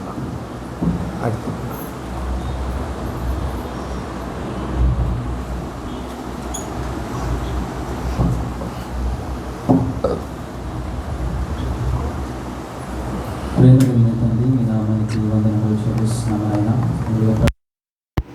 ఈ సమయంలో నా తండ్రి వరకు మీ దాసుని మీరు నిలబెట్టుకొని ఆయన కొన్ని ఆత్మీయమైన విషయాలను మా అందరికీ తెలియజేసినందుకు మీకు వందనములు చెల్లిస్తున్నాను ప్రభువా. చెప్పబడినటువంటి ఈ మాటలను నాయన మర్చిపోకుండా నా తండ్రి మా హృదయంలో మీరు కట్టి ఫలించేలాగా మీ కృప చూపించమని నా తండ్రి ప్రభావ మీరే జ్ఞాపకం చేసుకోమని ప్రార్థిస్తున్నాము. ఇక్కడ మీ దాసుని ఇంకా మీ ఆత్మతో అభిషేకించి అనేకమైన విషయాలు మీ దాసునికి నేర్పించిన తని మీ దాసుల ద్వారా మా అందరికీ కూడా మీరు తెలియచేయమని సమస్తమైన మహిమ మీకు మాత్రమే చెల్లించుకుంటూ యేసు నామమున ప్రార్థించి అడిగి వేడుకొంచున్నాము తండ్రి. తండ్రి యొక్క శాశ్వతమైన ప్రేమ, తుమాని యొక్క శాశ్వతమైన కృప, పరిశుద్ధాత్మదేవుని యొక్క అన్యోన్యము, మనోహరమైన సహవాసం చేరుకుడిన మనకు ఈ లోకంలో ఉన్న సకల పరిశుద్ధులందరికీ సదాకాలం తోడై ఉండదు కాక. ఆమేన్. ఆమేన్. అందరికీ వందనాలండి. ప్రకటించిన కార్యక్రమాల కొరకు ప్రార్థన చేయండి, వాక్యం పట్టుకొని ధ్యానం చేయండి. ఈ కార్యక్రమం ముగించబడింది. మేము